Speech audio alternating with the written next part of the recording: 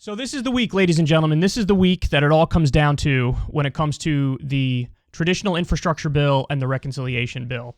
And I have a message for the squad. My message is, it's now or never. The fight is now or never. If we don't get left-wing priorities in the bill, which, by the way, I shouldn't even call it left-wing priorities because the polls show these are just the priorities of the American people. We're not going to get it for at least a decade, probably 2 decades, because the Democrats are likely going to get wiped out in the midterms. Then who knows what happens in the next presidential election? Who knows when we'll even get, a center-left president again? It looks like all the people who are in the running to be the next Democratic president would be centrist at best. Really, they're just right-wing Democrats. So if we don't force some stuff in now, we are beyond screwed. And I think the people in the squad know this. So I have a message for them. I have a plan for them. But before I get to that, I have to give you an update on what went on with the negotiation behind the scenes. So from the beginning, I said, when we learned about the $3.5 trillion reconciliation bill, I told you guys this isn't the end of the process because it still has to go through reconciliation. And in the reconciliation process, the bill goes through these committees and they strip out stuff and they add little things here and there. And so I told you the final result is not going to be $3.5 trillion. But that doesn't mean we don't have red lines. We should have red lines. And I told you guys my personal take on the red lines was very simple. No climate, no deal. Absolutely no means testing in the bill, and a bare minimum of $2 trillion. If it fails on any of those prongs, I'm out. I vote no. That's the end of the conversation. It did fail. Because right now we're talking about a $1.75 trillion bill, and a lot of the best provisions were stripped. So what was left out? Paid family leave. Gone. They just cut that out. Even though that was one of the primary things that they were using to sell the bill. Doesn't matter. Manchin and Sinema caused a stink about it, and now that's gone. Medicare negotiation of drug prices, gone.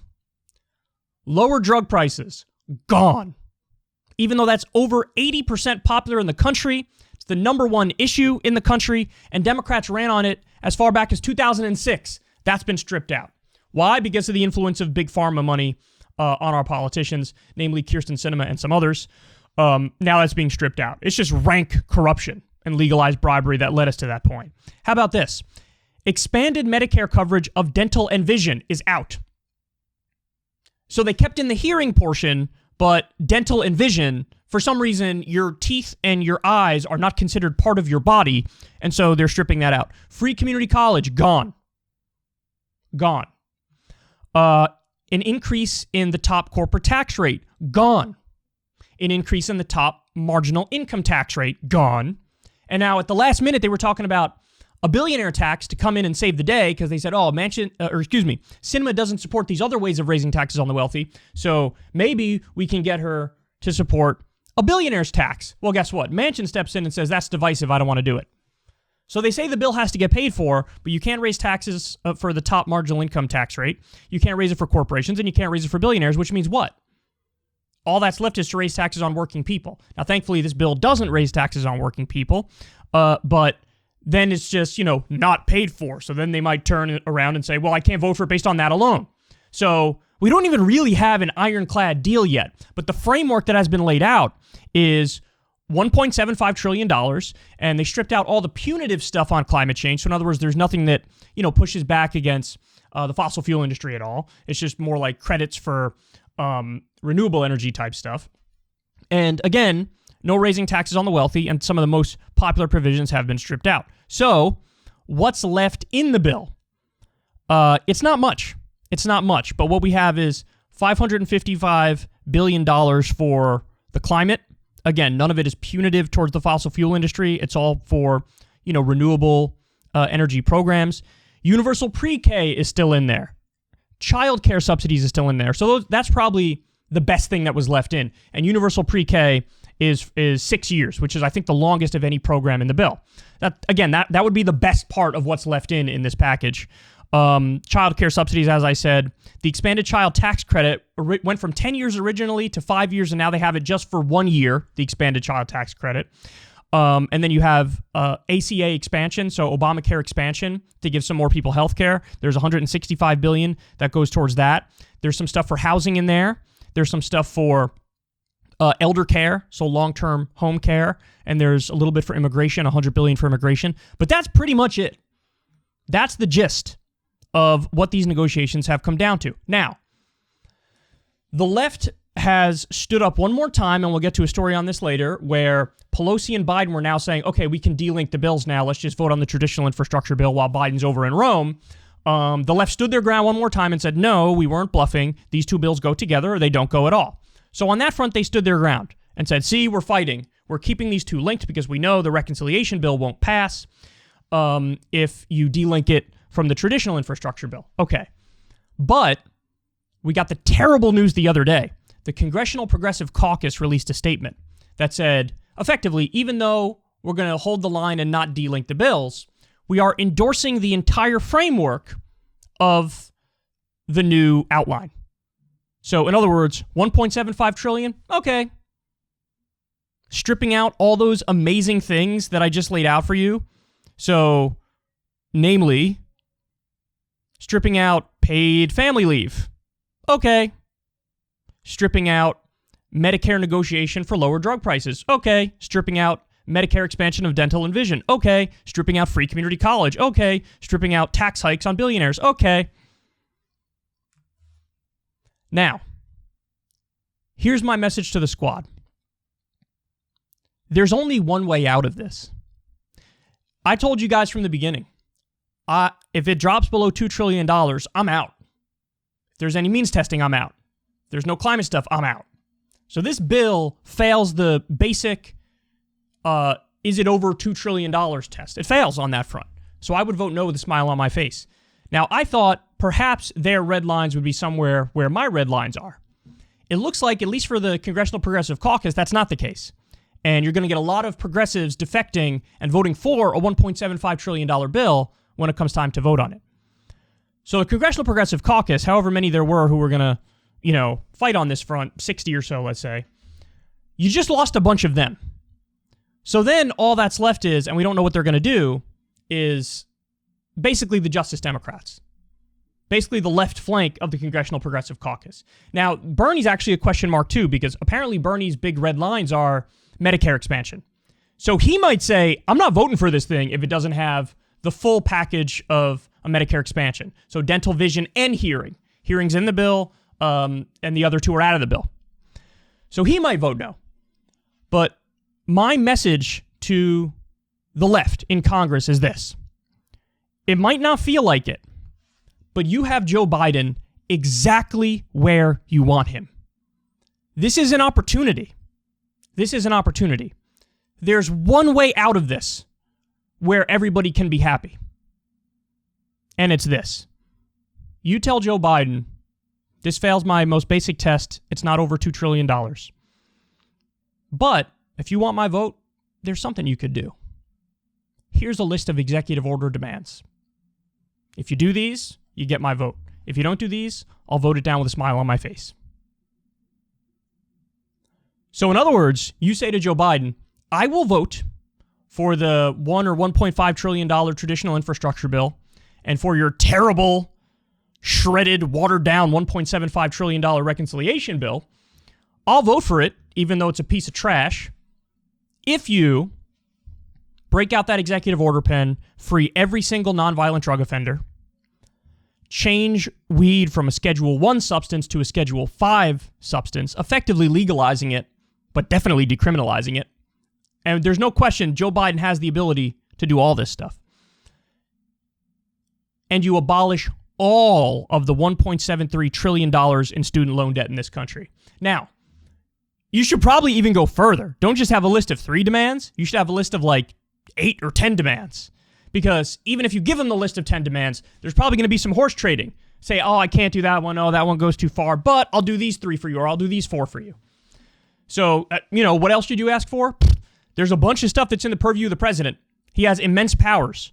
So you could ask for example, pardon Julian Assange, pardon Stephen Donziger, allow Edward Snowden to come back home, These are potential things that could be on the list. The other thing you could do is use the provision of Obamacare that allows the president in emergency situations to expand healthcare to say, I'm expanding healthcare to all Americans for all bills as it pertains to COVID-19. There's another idea. But at the very least, you hand him a list that says, free every single nonviolent drug offender, every single federal nonviolent drug offender, so basically everybody you can who's in there for a bullshit reason, change weed from a Schedule 1 to a Schedule 5, and abolish all $1.73 trillion in student loan debt. And again, these things that I listed here, there's no question, legally speaking, whether or not Joe Biden has the ability to do it. He has the ability to do it. He just doesn't want to do it. 1965 Higher Education Act, I believe, is the name of the bill that gives the Secretary of Education the ability to wipe all that debt clean. Joe Biden's already done it for about $6 billion worth. Even Trump did it for some specific student loans, I think when it came to veterans or something like that, or disabled veterans or something like that. You can do it. So, you give Joe Biden this list, you say, this is the only way to earn my vote. And then guess what? Joe Biden is faced with a decision. His decision is, watch my entire agenda go down in flames.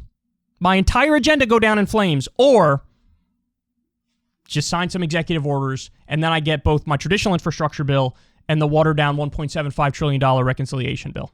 And then everybody wins. So how many would you need in order to get this done? In theory, you only need 3 or 4 Congress people on the left to get this done. That's it. Now, they should be able to get 10 or 15 who have the balls and are willing to fight enough to get this done, but you and I both know the likelihood that that happens. So this is it, guys. It's now or never. If you don't get Joe Biden to do more than just these 2 watered-down bills, you could say goodbye to any real left-wing priorities for the country, populist priorities for the country, for at least a decade or 2. Because I just explained to you how Democrats are probably going to lose the midterms. It's a, toss-up as to who the hell is going to win in the future. And when is the next time we're going to have control of the House, the Senate, and the presidency? And then even when we get to that point, is there going to be a different Manchin in the future, a different Sinema in the future, the rotating villain, as it's called? Probably. So ultimately, I don't want you to look at this like, oh my God, we're screwed. No, this is an opportunity, but it's all on you. So this is a message directly to Ro Khanna, Alexandria Ocasio-Cortez, Ilhan Omar, Rashida Tlaib, Mark Pocan, Pramila Jayapal, anybody who fancies themselves actually on the left.